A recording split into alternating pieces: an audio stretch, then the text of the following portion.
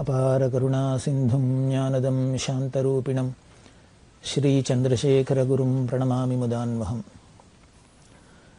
காஞ்சி மகாபிரிவா மகிமேல அவள் யாத்திரையில் பலவிதமான சுவாரஸ்யமான நிகழ்ச்சிகள்.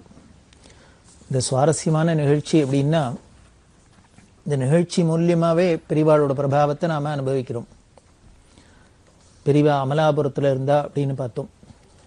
அந்த அமலாபுரத்துலேருந்து பெரிவா முக்கமாலா, நரேந்திரபுரம், முக்தேஸ்வரம், திராட்சாராமம், பீமேஸ்வரம் வழியால் காக்கிநாடா வந்தா. காக்கிநாடாவில் பெரிவா யாத்திரை விஜயித்தும் போது ரொம்ப பெரிய வரவேற்பு, எல்லாம் பெரிவாளுக்கு உபச்சாரம் எல்லாம் நடந்தது. அதுக்கப்புறம் பெரிவா யாத்திரையை தொடர்ந்துட்டு 1967ஆம் வருஷம் வியாச பூஜைக்காக ராஜமன்றிக்கு வந்தா. ராஜமகேந்திரபுரம் அப்படிங்கிற பேர். இந்த ராஜமன்றியில் வந்து பெரிவா 67ஆம் வருஷம் வியாச பூஜையை ரொம்ப விஸ்தாரமாக பண்ணினா. கோதாவரி தீரம், புஷ்கரம் வேற. அப்போ அந்த புஷ்கர வருஷத்தில் இந்த வியாச பூஜை விசேஷமாக வந்திருக்கிறது. அந்த ஊர் ஜனங்களுக்கெல்லாம் ரொம்ப சந்தோஷமாக இருந்தது. அதுவும் பெரியவா தன்னோட வாரிசான புதுப்பரிவார் 2 பேரோடையும் சேர்ந்து வந்திருக்கிறதே ஊர் ஜனங்கள்லாம் ரொம்ப கோலாகலமாக உற்சாகமாக வரவேற்றா. இந்த ஆந்திராவில் கோதாவரி புஷ்கரம், கிருஷ்ணா புஷ்கரத்தெல்லாம் பார்த்தீங்கன்னா ரொம்ப ஸ்ரத்தையாக அந்த ஜனங்கள்லாம் கொண்டாடுவா. இந்த புஷ்கர வருஷத்துலேயும் வந்திருந்ததுனால ரொம்ப சந்தோஷமாக எல்லாரும் உபச்சாரம் பண்ணா. அன்னைக்கு வியாச பூஜை அன்னைக்கு 2 பெரியவா கூட 10 சன்னியாசிகள் எல்லாருமா போய் கோதாவரி தீரத்தில் போய் வபனம் பண்ணிட்டு கோதாவரியில் ஸ்நானம் பண்ணி ஊர்வலமாக பெரியவா வரா வியாச பூஜை மண்டபத்துக்கு. அங்கே விஸ்வேஸ்வரர் கோவில், இந்த கோவில்லாம் தரிசனம் பண்ணிட்டு இப்படி 10 சன்னியாசிகளோட 2 பெரியவாளும் வபன ஸ்நானம் பண்ணி வர காட்சியே கண்கொள்ளா காட்சியாக இருந்தது. அப்படி ஜனங்கள்லாம் சந்தோஷப்பட வந்து பெரியவா வியாச பூஜையை பண்ணா. வியாச பூஜை பண்ணி எப்பொழுதுமே சாதுர்மாசியத்தில் வித்வத் சதஸ் நடக்கும். இந்த கோதாவரி தீரத்தில் பார்த்தீங்கன்னா ஆந்திராவில் ரொம்ப பெரிய வித்வான்கள்லாம் மகா பண்டிதர்கள்லாம் இருக்கா. அப்படி பண்டிதர்கள்லாம் நிரம்பின ஊராக இருக்கிறதுனால இந்த வித்வத் சதஸ்லாம் ரொம்ப கோலாகலமாக நடந்தது.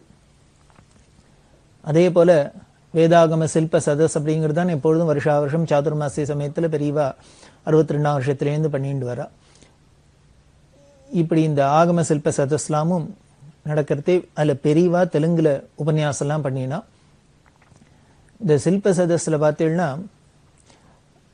ரொம்ப அபூர்வமான நிகழ்ச்சிகள்லாம் இருக்கும்.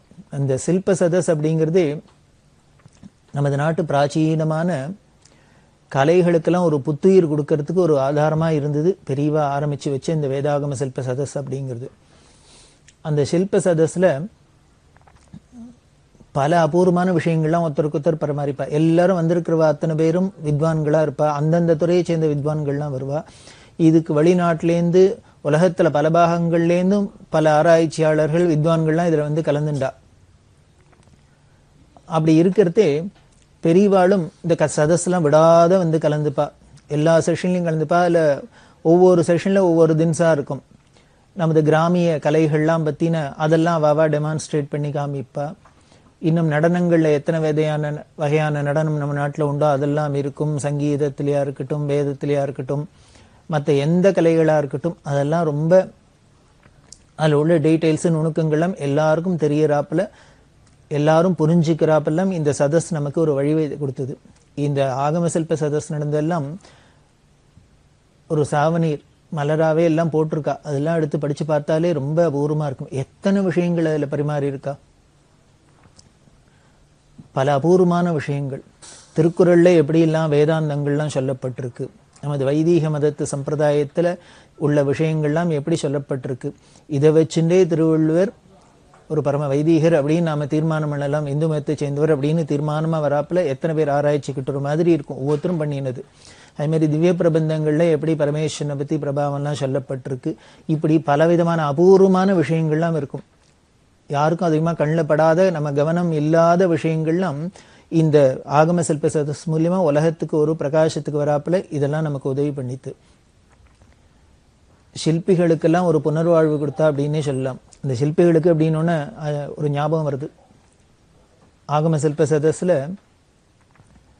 சிற்பிகள்லாம் வந்திருக்கா, அவளோட செஷன்லாம் நடந்துருக்கு. ஆகமங்களில் எப்படி கோவில் நிர்மாணம் பண்ணணும், அதில் எப்படி எந்தெந்த ஆகம விதிப்படி பூஜைகள்லாம் பண்ணணும், உற்சவங்கள் பண்ணணும், இதெல்லாம் ரொம்ப தீர்மானம் பண்ணி ஒரு பட்டி மண்டபம் மாதிரி வாக்குவாதம்லாம் நடந்து ஒரு தீர்மானத்துக்கெல்லாம் வரணும். அப்படிலாம் பெரியவா அதில் ரொம்ப விரும்பினா.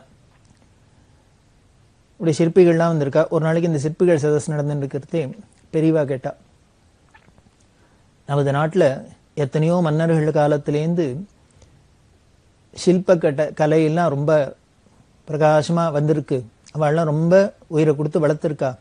அதில் பார்த்தீங்கன்னா பல்லவர்கள் காலத்திலேருந்து தான் இந்த கோவில் கட்டுறது அப்படிங்கிறது, கல்லில் கோவில் கட்டுறது அப்படிங்கிற ஒரு சம்பிரதாயம் வந்தது. அதுவும் எப்படி படிப்படியாக வந்தது அப்படின்னாக்க, முதல்ல மலை இருக்கிற இடத்துல போய் அப்படியே கொடவரை கோவில் அப்படின்னு அங்கே குடஞ்சு கோவில் கட்டுறது. அந்த கல்லை மலையிலேருந்து பேத்துன்னு வந்து வெளியில் நாட்டுக்குள்ளே வச்சு கட்டணும் அப்படிங்கிற அளவுக்கு அவளுக்கு தோணலை. அதனால மலை எங்கே இருக்கோ அந்த இடத்த போய் குடஞ்சி அங்கே கோவில் கட்டுறது அப்படின்லாம் வந்து, அதுக்கப்புறம் கொஞ்சம் கொஞ்சம் கொஞ்சம் கொஞ்சமாக அது முன்னேறி முன்னேறி முன்னேறி கோவிலுக்கு நாட்டுக்குள்ளேயே கல்லை எடுத்துன்னு வந்து கோவில் கட்டுறது அப்படின்லாம் வந்தது. இதெல்லாம் பல்லவர் காலத்துலேருந்துலாம் வந்தது. அதுக்கப்புறம் பின்னால் வந்த மன்னர்கள்லாம் பல பேர், சோழர்களாக இருக்கட்டும், பாண்டியர்களாக இருக்கட்டும், நாயக்கர்களாகட்டும், எல்லாரும் ஒவ்வொருத்தருக்கு ஒருத்தர் போட்டி போட்டுன்னு இந்த சிற்பக்கலையெல்லாம் வளர்த்தா. இதெல்லாம் பற்றி பெரியவா கேட்கறதே, சரி இத்தனை சோழர்கள் பாணி இருக்கு, அவளுக்குன்னு ஒரு தனி ஸ்டைலை வச்சுண்டா, தனித்தன்மை வேணும் அப்படிங்கிறதுனால சோழர்கள் பாணி, பல்லவர்கள் பாணி, நாயக்கர்கள் பாணி, இது மாதிரிலாம் இருக்கு. இப்படி இருக்கிற அந்த ஸ்டைலில் எது இருக்கிறதுலே தி பெஸ்ட் அப்படின்னு பெரியவா ஸ்தபதிகள்கிட்டலாம் கேட்டா. எல்லாரும் ஒரே மனசா சொன்னா பல்லவர்கள் பாணி தான் இருக்கிறதுக்குள்ளேயே ரொம்ப வசந்தது, ரொம்ப நன்னா இருக்கும் அப்படின்னு. சரி, அந்த பல்லவர்களும் பல இடங்கள்ல கோவில் கட்டியிருக்கா. அப்படி பண்ணின அவ சில்பக்கலைகள் வடிச்சதுல இருக்கிறதுலே நன்னா இருக்கிறது எது, அந்த பல்லவர்கள் பண்ணினத்துக்குள்ளேயும் இருக்கிறதுலே தி பெஸ்ட் எது அப்படின்னா மகாபலிபுரத்துல இருக்கிறது அப்படின்னு. சரி, அந்த மகாபலிபுரத்தில் பல சிற்பங்கள்லாம் அதிசயங்கள்லாம் இருக்கு, அதுல எது இருக்கிறதுலே பிரமாதம் அப்படின்னு. அதுல அர்ஜுன தபஸ் அப்படின்னு சொல்லக்கூடிய அதுதான் அப்படின்னு. அது ஒரே பாறையில பார்த்தீங்கன்னா அர்ஜுன தபஸ் அப்படின்பா. அது தபஸ் பண்ணிட்டு இருக்கிறாப்புல இருக்கும். அது பகீரத தபஸ் அப்படின்னு சொல்லுவா, அர்ஜுன தபஸ் அப்படின்னு சொல்லுவா. அது பிரமாதமா அபூர்வமா இருக்கும், ஒரு சில்ப அதிசயமா இருக்கும். இதைத்தான் சொன்னான். இதை பத்தி பேச்சுவார்த்தை. சரி, அதுல நடுப்புற தபஸ் பண்றாப்புல இருக்கு. பஞ்சாக்னி மத்தியில தபஸ் பண்றதா அது வடிச்சிருக்கு. பஞ்சாக்னி மத்தியில தபஸ் அப்படின்னா 4 பக்கம் நெருப்பு மூட்டிக்கிறது, 4 பக்கம் நெருப்பு, மேல சூரியன் உஷ்ணம், சூரிய வெப்பம், இப்படி 5 அக்னிக்கு நடுப்புற நின்று தபஸ் பண்றது. இதுதான் பஞ்சாக்னி தபஸ். அதை பார்த்தேன்னா அந்த தபஸ் பண்றதுல ஒத்த காலம் நின்று தபஸ் பண்றாப்புல இருக்கும், 4 பக்கம் நெருப்பு மூட்டினாப்புல இருக்கும், எல்லாம் இருக்கும். சரி, இப்படி நின்றுட்டு பஞ்சாக்னி மத்தியில நின்று தபஸ் பண்றது, எந்த டயத்துல அவன் தபஸ் பண்ணினான் அது இந்த சில்பத்துல இருக்கா, எந்த சமயத்துல எந்த டயத்துல இவன் நின்றுட்டு தபஸ் பண்றான்னு இருக்கா அப்படின்னு கேட்டா ஸ்தபதிகள்கிட்ட. அவளுக்கு ஒரு சில்ப பீஸ்ல அப்படின்னு சில்பத்துல வடிக்கிறதே டயத்தை எப்படி குறிக்க முடியும், அதை எப்படி காட்ட முடியும், அவளுக்கு புரியல. இல்லை அதில் டைம் எந்த டயத்தில் அவன் நிற்கிறாங்கிறது தெரியல அப்படின்னு. அதுக்கு உண்டான ஃபோட்டோலாம் இருக்கா, எடுத்துன்னு பார்த்தா இப்படி ஒன்றா காமிச்சின்னு வரா. அதில் பார்த்தா எல்லாருக்கும் இவர் கோர தபஸ் பண்ணுறார், ஆகாசத்தில் தேவதைகள்லாம் பார்க்குறது, அது இது மாதிரிலாம் எல்லாம் அதில் இருக்கும். அப்போ ஒரு ஓரத்தில் பார்த்தா ஒரு வயசான எலும்புந்தோலுமா ஒரு பிராமணர், அவர் நின்றுண்டு இப்படின்னு கையை வச்சுட்டு பார்த்துட்டு இருக்கிறாப்புல. இது வருண பாசம் அப்படின்னு இதுக்கு பேர், இந்த முத்திரைக்கு பேர். இப்படி முத்திரை போட்டு நிற்கிறாப்புல இருக்கு. பெரியவா இது என்ன அப்படின்னு கேட்டா. அவளுக்கு சொல்ல தெரியல. உடனே பெரியவா சொன்ன, இது வருண பாசம் அப்படின்னு முத்திரை. யாரோ ஒரு பிராமணன் நின்று வருண பாசம் போட்டுன்னு இருக்கிறான்னு தெரியுது. இந்த வருண பாசம் எப்போ போட்டுப்பா அப்படின்னா, திரிகால சந்தியாவந்தனம் பண்ணணும், காலங்காலத்தால பிராத காலத்துல சந்தியா பண்ணணும், மாத்தியானியம் பண்ணணும், சாயம் சந்தியா பண்ணணும். இப்படி மாத்தியானியம் பண்றதே, இந்த மாத்தியானியம் பண்ணிவிட்டு அதுல உபஸ்தானம் பண்றதே இந்த வருண பாசம்ங்கிற இந்த முதிரையினால சூரியனை பார்த்து மந்திரங்கள்லாம் சொல்லணும்னு இருக்கு, அதைத்தான் போட்டிருக்காரு. இப்போ இந்த தபஸ் பண்ற இடத்துல தேவதைகள்லாம் வந்து பார்த்தா அது இதுன்னாக்க அதுக்கு ஒன்னோட ஒன்று லிங்க் இருக்கு. இப்படி ஒரு பிராமணன் ஒரு ஓரமா எங்கேயோ ஒரு மூலையில பீஸில் அடிச்சு வச்சிருக்கார் அந்த சில்பத்துல.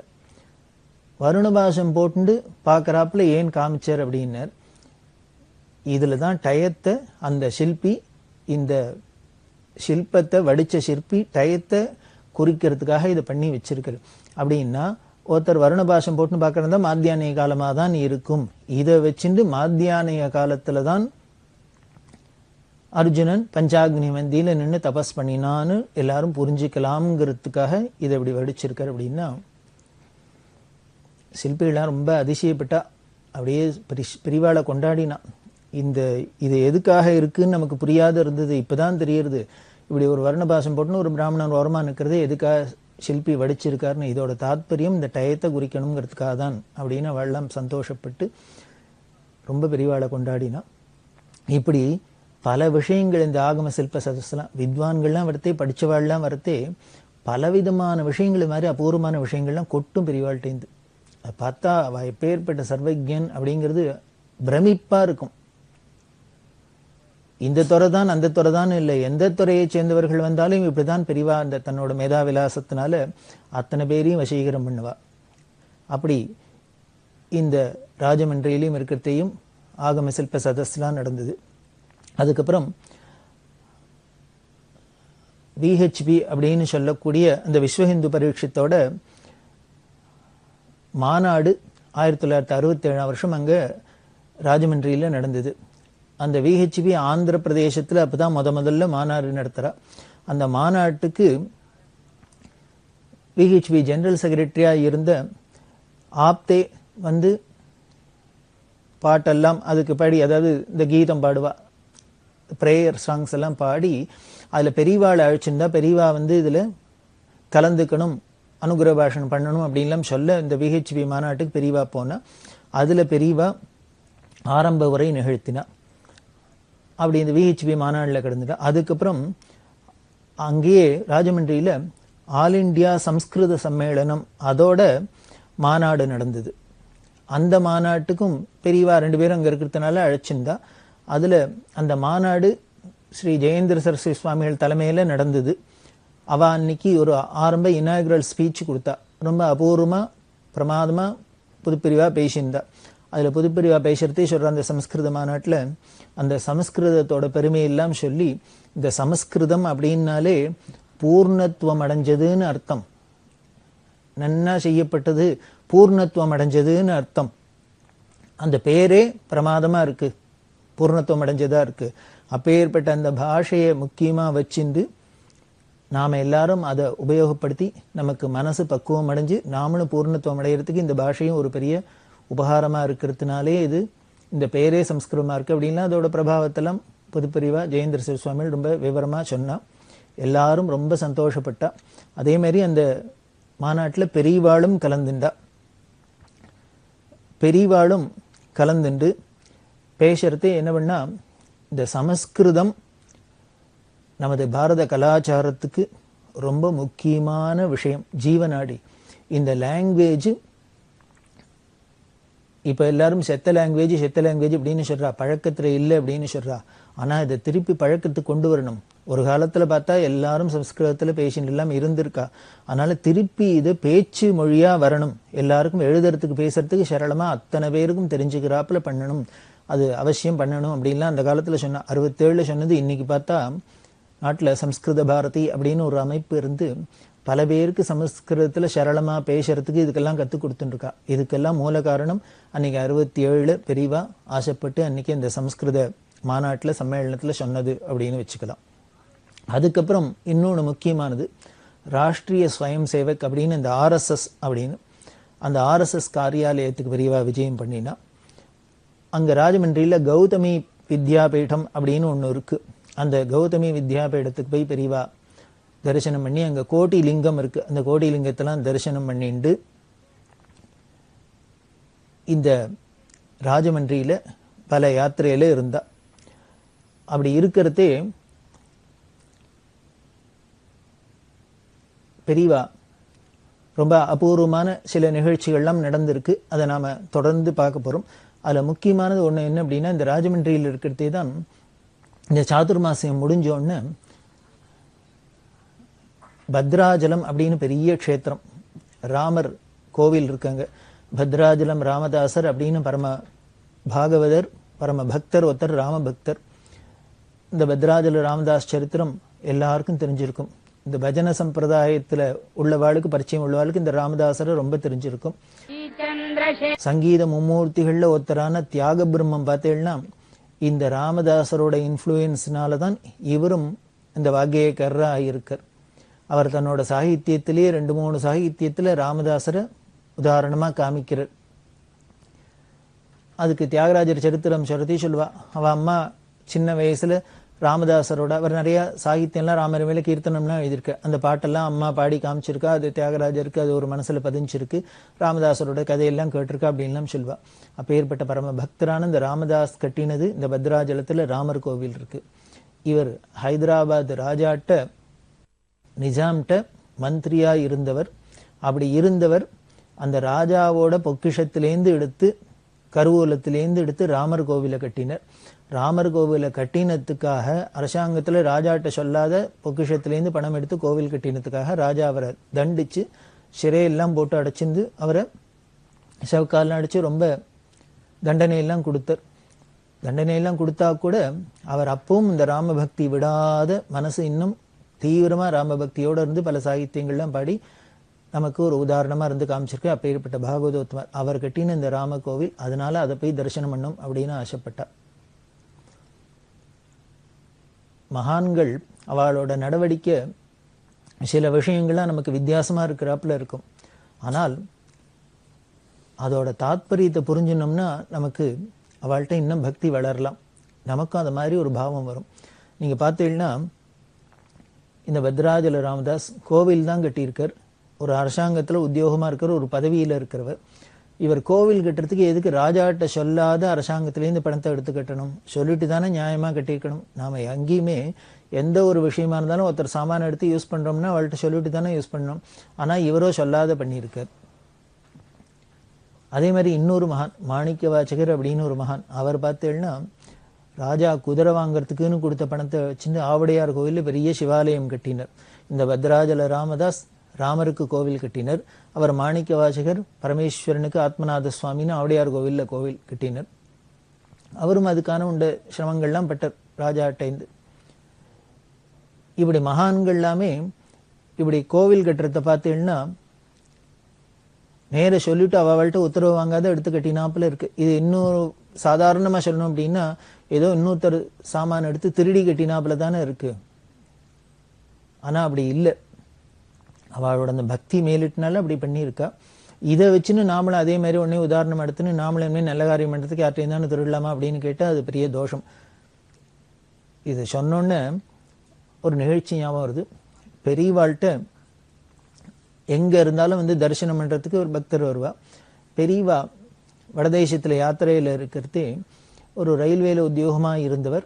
அவர் அடிக்கடி போய் தரிசனம் பண்றார். தரிசனம் பண்றதே ஒரு நாளைக்கு பெரியவா அவர்கிட்ட கேட்டா, ஆமா நானும் பாக்குறேன் இந்த பக்கத்துல நான் இருக்கிறதே அடிக்கடி வந்து தரிசனம் பண்றியே, அநேகமா மாசத்துக்கு ஒரு தரம் வாரத்துக்கு 2 தரம் இப்படி எல்லாம் வராப்புல இருக்கு, எப்படி உன்னால கட்டுப்படியாரு வர அப்படின்னு. ஏன்னா வரணும் அப்படின்னாக்க பஸ்ஸுக்கோ ரயிலுக்கோ பணம்லாம் செலவழிச்சுன்னு தானே வரணும். இவர் வந்து தரிசனம் பண்றவரோ அப்படி எல்லாம் ஒன்றும் பெரிய கோடீஸ்வரர் இல்லைன்னு பெரியவாளுக்கு தெரியும், ஒரு உத்தியோகத்துல இருக்காருன்னு தெரியும். நீ எப்படி வர அப்படின்னு. அவர் ரயில்வேல உத்தியோகமா இருக்கிறதுனால இல்ல இல்ல எனக்கு பாஸ் இருக்கு வரேன் அப்படின்னு. உடனே பிரிவா சரி பாஸ் இருக்கு வரேங்கிற, ஒரு பாஸ்ன்னா கூட வருஷத்துக்கு எத்தனை பாஸ் அப்படின்னு ஏதோ 3 4 ஏதோ சொன்னார். சரி அப்படி பார்த்தா கூட இந்த பாஸ் வச்சுன்னு வந்தா கூட வருஷத்துக்கு 3 தரம் 4 தரம் தானே வரலாம். நீ மாசத்துக்கே ஒரு தரம் வர 2 தரம் வர, இது எப்படி முடியறது அப்படின்னு. உடனே இந்த பாஸை கொண்டா அப்படின்னா கொண்டு வைக்க சொன்னார். அவர் பர்ஸ்லேருந்து எடுத்து அது பின்பக்கம் திருப்பு, இப்படி திருப்பு அப்படி திருப்புன்னா திருப்பி டார்ச் அடிச்சு பார்த்தா. அடிச்சு பார்த்துட்டு பெரியவா கேட்கிறா, ஆமா இதுல ஒரு இடத்துல கூட டிடி செக் பண்ணினதுக்கு அவ என்டார்ஸ் பண்ணுவாளே, கையெழுத்து இருக்குமே, இல்லவே இல்லையே அப்படின்னு. இந்த வந்த பக்தருக்கு ஒரு மாதிரி ரொம்ப தர்ம சங்கடமா இருந்தது. அவர் சொன்ன இல்ல இல்ல நாங்க ரயில்வேல உத்தியோகமா இருக்கிறதுனால நாங்கெல்லாம் ஒருத்தருக்கு ஒருத்தர் எல்லாம் பழகினவா தெரிஞ்சுவா, அதனால இது அப்படி ஒன்றும் இந்த மாதிரி ரொம்ப ஸ்ட்ரிக்டா பாக்குறது இல்லை, இப்படி இருப்போம் அப்படின்னு. உடனே பெரியவாளுக்கு ரொம்ப வருத்தமா இருந்தது. உடனே பெரியவா சொல்றா, ஒண்ணே ஒன்று வச்சுக்கோ, கெட்ட வழியில் போய் நம்ம தர்மத்துக்கு விரோதமாக நடந்துட்டு நாம் நல்ல காரியம் பண்ணுறோம் அப்படின்னா அது தப்பு. நீ இப்போ என்னை பார்க்க வர, என்னை தரிசனத்துக்கு தான் வர, இது ஒரு பெரிய நல்ல காரியம் அப்படின்னு தோணினா கூட என்ன பண்ணும்னர், நீ இது மாதிரி டிடிஆர்ட்டு சொல்லிட்டு அப்படியே அட்ஜஸ்ட் பண்ணிட்டு இப்படி அட்ஜஸ்ட் பண்ணிட்டு ஒரே பாசையை பல தானே யூஸ் பண்ணி இப்படி வரதெல்லாம் தப்பு, தர்மத்துக்கு விரோதமான வழி. அதனால நீ இன்னமே உனக்கு எவ்வளவு எலிஜிபிள் இருக்கோ பாசு அத்தனை டைம் வந்தா போரும். இதுக்கு மேல உன்னால காசு கொடுத்து டிக்கெட் வாங்கிட்டு வர முடியும்னா வந்தா போரும், இல்லைன்னா இருக்கிற இடத்துலயே நினைச்சுட்டாலே போரும்.